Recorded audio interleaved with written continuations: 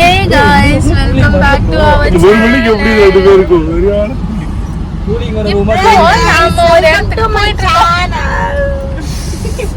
இந்த டிஸ்டர்பன்ஸ் மட்டும் தாங்கவே முடியல. கூடயே வந்துதான் ஆகணும். இதனால வெளிய போக முடியாது. இப்போ வந்து நாம ஒரு இடத்துக்கு போயிட்டு எங்க தெரியுமா 16 கிலோமீட்டர் நடக்க போறோம். திருவண்ணாமலை கிரிவலத்துக்கு போயிட்டு இருக்கோம். ஸோ கார்ல இல்ல, நம்ம வந்து டிராவல்ஸ் எடுத்துருக்கோம். யூஸ்வலாக காரில் தான் போவோம். பட் திருவண்ணாமலை போகிறது பிரச்சனை இல்லை, அங்கே போய் நடந்துட்டு திரும்ப வர்றது தான் ரொம்ப பெரிய பிரச்சனை. ஸோ அதனால நம்ம வந்து டிராவல்ஸ் எடுத்துருக்கோம். அந்த வண்டி தான் இது. ஹாய் காமி. ஹாய்.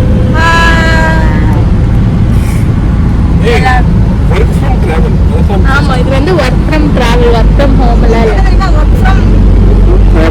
டிராவல். இவங்க ஆபீஸ்ல யாராவது இருந்தீங்கன்னா பார்த்து மொத்தமாவே 5 பேர் தான். அதுக்கு தான் இந்த வண்டி ஃபுல்லாவே. ஏன்னா திரும்பி வரும்போது டங்கா வந்துரும்ல, அதுக்காக தான். போக போக டிராவல் இருக்கிற எல்லாத்தையும் அப்டேட் பண்ணேன். ஆக்சுவலி மக்களே, நீங்க யார் கூட வேணா எங்க வேணா டிராவல் பண்ணுங்க. ஆனா இந்த மாதிரி ஒர்க் பண்றவங்க கூட மட்டும் டிராவலே பண்ணிடாது. ஏன்னா ஆடன் அடிக்காதீங்க, பாட்டு போடாதீங்க, பேசாதீங்க, சிரிக்காதீங்கன்னு போட்டு உயிரம் வாங்குறாங்க. மெதுவா சிரிங்க, மெதுவா பேசுங்க. அப்படி அதனால நீங்க எங்க வேணா எப்ப வேணா எப்படி வேணா டிராவல் பண்ணுங்க. ஆனா இந்த ஒர்க் பண்றவனை கூட வச்சுட்டு மட்டும் டிராவல் பண்ணாதீங்க.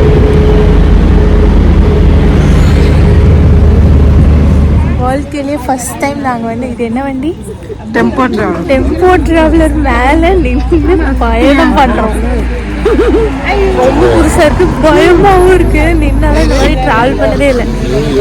செம்ம டிராஃபிக். அதனால கிட்டத்தட்ட ஒரு 4 கிலோமீட்டர் முன்னாடியே வண்டியை நிறுத்திட்டாங்க.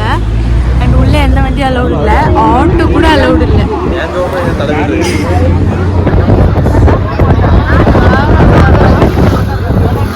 First time experience. நீ போயிருக்கேன் இந்த மாதிரிலாம்?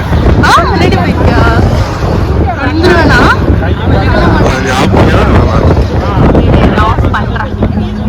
ஆஃப் பண்றேன். அதனால இதெல்லாம் எனக்கு எடுக்கணும்னு தோணுது. இதெல்லாம் எப்போ எக்ஸ்பீரியன்ஸ் பண்ணுவோம் தெரியாது. முடிச்சுக்க போது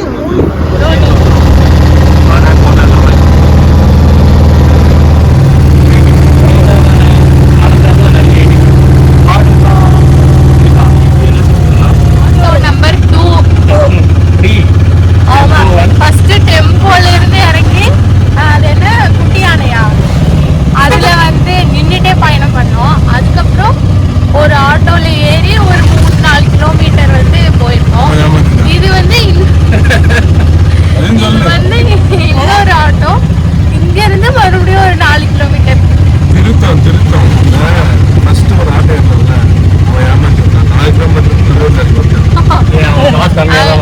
அப்படியா? காசு இங்க உள்ள உள்ளப்பா 100 ரூபாய் மட்டும் கொடுங்க. பரவாயில்ல, அப்ப பரவாயில்ல. முன்னாடி ஏன் வந்து இவ்வளோ முன்னாடியே ஸ்டாப் பண்ணிருக்காங்கன்னு தெரியல. ஏன் இவ்வளோ கேட்டாரு உள்ள ஆனா நீங்க இறங்கிக்கோங்க வேற ஒரு ஆட்டோ. ஸோ அந்த அண்ணா ரொம்ப ஜென்யூன்.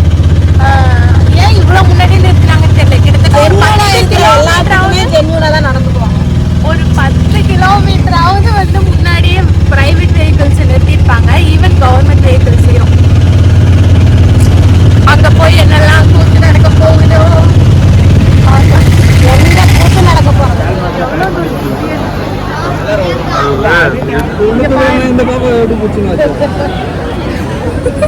லிட்டரலி நிக்கிறதுக்கு இடம் இல்லை. அப்படியே ஒருத்தர் தோல் மேல ஒருத்தர் கை வச்சுதான் நடக்க வேண்டியதா. பாருங்க எவ்வளோ கூட்டம்னு, அவ்வளோ சஃபோகேட் ஆகுது. இது என்னோட 3rd டைம் திருவண்ணாமலை. ஆனா கிரிவலத்துக்கு வந்திருக்கேன். ஆனா ஒரு டைம் கூட இந்த அளவுக்கு கூட்டம் இருந்ததுல இந்த அளவுக்கு நான் சஃபோகேட் ஆகுது. நடக்கிறாங்க, நிக்கிறாங்க, இப்படியே நிக்கிறாங்க, கட்டுப்பாகுது.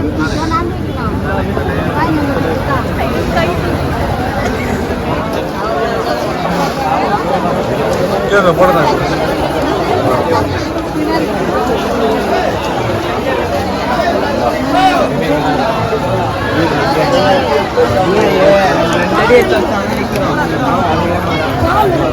இப்போதாங்க பாதி தூரம் கடந்து வந்திருக்கோம்.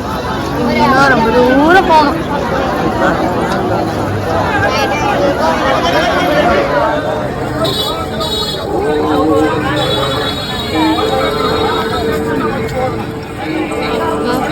இப்போதான் வந்து 10 கிலோமீட்டர் முடிச்சிருக்கோம். இன்னும் 4.5 கிலோமீட்டர் வந்து மிச்சம் இருக்கு. என் நிலைமையை பார்த்தீங்களா? முடியல என்னால் சுத்தமாக. என் ட்ரெஸ் எல்லாம் கம்ப்ளீட்டாக நனைஞ்சிருச்சு. இப்போ வந்து காலையில் 4:30 மணி ஆகுது. இன்னும் 5 கிலோமீட்டர் இருக்குது. முடியல, சுத்தமாக முடியல. எனர்ஜி இருக்கும்போது நடக்க முடியல, நிறையா க்ரௌட் வந்துடுச்சு. இப்போ சுத்தமாக எனர்ஜி இல்லை, ஆனால் நடக்கணும். இப்போ காலையில் 6:30 மணி ஆகுது. எப்படி இருந்தேனா இப்படி ஆயிட்டேன் அப்படிங்கிற ஃபீலிங் தான் இருக்கு. இப்போதான் வண்டியில ஏறணும். தங்குவார் அந்து போச்சு. காலெல்லாம் சரியான வலி, செம்ம வலி வலிக்குது. பசி வேற ஒரு பக்கம். ஆக்சுவலி பிரச்சனை என்னன்னா, நாங்கள் வந்து கிளம்புனதே ரொம்ப லேட் ஆயிடுச்சு. இது ஃபர்ஸ்ட் டைம் கிடையாது எங்களுக்கு. ஸோ ஆமாம், நடக்க முடியல, டயர்டு அதெல்லாம் கிடையாது. இது நான் வந்து 3rd டைம் வரேன். ஆனால் இந்த அளவுக்கு கூட்டத்தை பார்த்தது இதுதான் ஃபர்ஸ்ட் டைம். அதுக்கு மெயின் ரீசன் என்னன்னா, நாங்கள் ரொம்ப லேட் பண்ணிட்டோம். 12 மணிக்கு வந்துட்டோம். லாஸ்ட் டைம் வந்து 9 மணிக்கு இங்கே ரீச் ஆயாச்சு. 1 மணிக்கெல்லாம் கிரிவலத்தை கம்ப்ளீட்டாக முடிச்சுட்டு நாங்கள் வந்து கிளம்பிட்டோம். ஆனால் இந்த டைமு 12 மணிக்கு தான் இங்கே ரீச் ஆனோம். அப்புறம் இதை முடிக்கிறதுக்கே 5:45 மணி ஆயிடுச்சு. அங்கேருந்து ஆட்டோவில் வந்துட்டு கிட்டத்தட்ட 11 to 15 கிலோமீட்டர்ஸ் ட்ராவல் பண்ணி இந்த எங்களோட வேன் நிற்கிற இடத்துக்கு வந்து வந்தோம். 2000 ரூபா ஆச்சு ஆட்டோக்கு.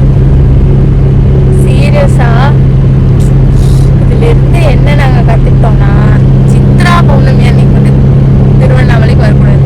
ரொம்ப க்ரௌடுங்க. இவ்வளோ க்ரௌட்லாம் நாங்கள் எதிர்பார்க்கவே இல்லை. கேட்டால் வந்து கிட்டத்தட்ட 20 to 30 lakhs ஆஃப் பீப்புள் வந்து வந்திருப்பாங்க அப்படின்னு சொல்கிறாங்க. பகல்லையும் நடக்கிறாங்க. இப்போ வந்து நாங்கள் கிளம்பிட்டோம். ஆனாலும் ஆப்போசிட்டில் வந்துட்டு பார்த்தீங்கன்னா உள்ள திருவண்ணாமலைக்குள்ளே என்ட்ராகிறதுக்கு அவ்வளோ பஸ்ஸஸ் போயிட்டே இருக்கு. அது ஃபுல்லாக பீப்புள் இருந்துகிட்டே தான் இருக்காங்க. முடியலை, கால்லாம் செம்ம வலி. எல்லாத்தோட நிலமே அப்படித்தான் இருக்கு.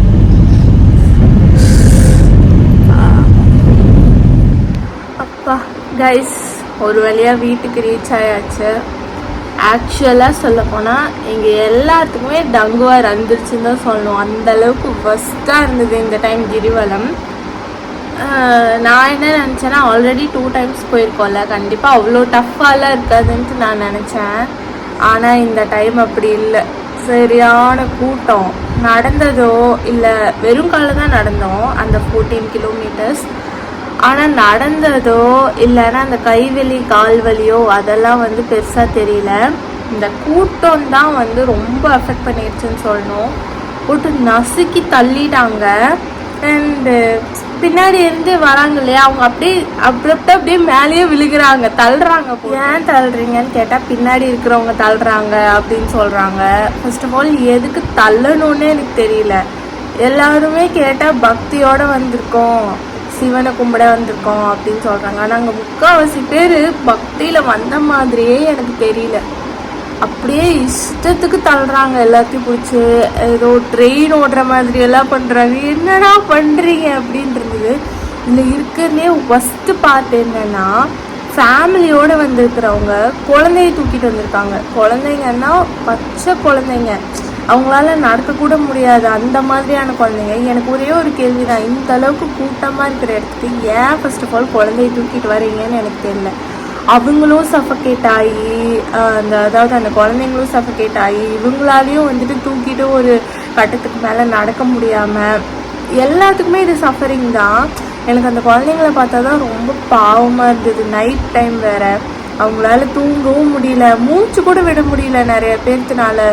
அந்த அளவுக்கு பஸ்ஸாக இருந்தது. இப்போ இவ்வளோ வந்திருக்கிற எங்களாலேயும் ஒன்றுமே முடியலன்னா பச்சை குழந்தைங்கள்லாம் பாவம் தான். இதில் இன்னும் ஒரு சிலர்லாம் அல்டிமேட்டு, ஒரு நடக்கிற வயசில் இருக்கிற குழந்தைங்களை கூட்டிகிட்டு வந்துட்டு, அதாவது ஒரு செகண்ட் ஸ்டாண்டர்ட் ஃபஸ்ட் ஸ்டாண்டர்ட் படிக்கிற மாதிரியான குழந்தைங்களை கூட்டிகிட்டு வந்துட்டு அவங்க வந்து கரெக்டாக நடக்கிறது இல்லை அப்படின்னு அடி வேற அப்படியே அடிக்கிறாங்க அவங்க அம்மா போட்டு. எப்பா சாமி, இதெல்லாம் பார்த்துட்டு ஒரே ஒரு முடிவு தான் பண்ணோம், கண்டிப்பாக எப்போ வேணால் திருவண்ணாமலைக்கு கிரிவலத்துக்கு போகலாம், ஆனால் சித்ரா பௌர்ணமிக்கு மட்டும் போயிடக்கூடாது அப்படின்னு சொல்லிட்டு. ஆனால் இந்த வருஷம் ஏன்னு தெரியல இவ்வளோ கூட்டம். ஒரு சிலர் 10 லட்சங்கிறாங்க, ஒரு சிலர் 25 லட்சங்கிறாங்க, ஒரு சிலர் 40 லட்சங்கிறாங்க, அந்த அளவுக்கு கூட்டம். ஸோ சித்ரா பௌர்ணமிக்கு மட்டும் போகவே கூடாது. அவ்வளோ புண்ணியங்கிறாங்க, அவ்வளோ போகலாம், மீன் அவ்வளோ நல்லது அப்படின்னு சொல்கிறாங்க. ஆனால் நோ, இது வந்து பக்தியோட இல்லை பக்தி இருக்கிற மாதிரியோ மன அமைதியோ கண்டிப்பாக இல்லைன்னு தான் நான் சொல்லுவேன். எல்லா சோஷியல் மீடியாலேயும் அப்படியே அது ரொம்ப அந்த கூட்டத்தை மட்டும் காமிக்கிறாங்களே தவிர அங்கே நடக்கிறவங்களோட ஸ்ட்ரகிள் என்ன, கஷ்டம் என்ன, கடுப்பு என்ன அப்படிங்கிறது யாருமே காமிக்கிறது இல்லை.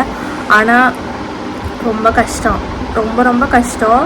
அது நீங்கள் போயிருந்தீங்கன்னா கண்டிப்பாக உங்களுக்கும் நீங்களும் அதை ஃபீல் பண்ணியிருப்பீங்கன்னு நான் நம்புகிறேன். அந்த கூட்டத்தில் நடந்த யாருக்குமே கண்டிப்பாக வந்துட்டு என்ன சொல்கிறது, ஒரு மன நிம்மதியோ மன அமைதியோ கிடைச்சிருக்க வாய்ப்பே கிடையாது. ஏன்னா யாருமே வந்து அந்த ஒரு மெடிடேஷன் மோடுக்கு போகவே இல்லை, ஒரு அமைதியை தேடி அதெல்லாம் பண்ணவே இல்லை. ஓடுறாங்க எல்லோரும், முடிக்கணும் முடிக்கணும் முடிக்கணும், டைமுக்குள்ளே முடிக்கணும் அப்படின்னு ஓடுறாங்க. ஒஸ்ட் எக்ஸ்பீரியன்ஸ் அப்படின்னு தான் நான் சொல்லுவேன். ஸோ ஆல்தான் கைஸ், இந்த vlog இதோட முடிஞ்சு. வீட்டுக்கு வந்தாச்சு, வந்து ஒரு நல்ல தூக்கம் தூங்கி எந்திரிச்சாச்சு. ஆனால் இன்னுமே அந்த கால் வலியெல்லாம் போகவே இல்லை. ஸோ அவ்வளோதான். நான் உங்கள் எல்லாரும் இன்னொரு இன்ட்ரெஸ்டிங்கான வீடியோவில் மீட் பண்ணுறேன்னு சொல்லிட்டு கேட்க பாய் பாய்.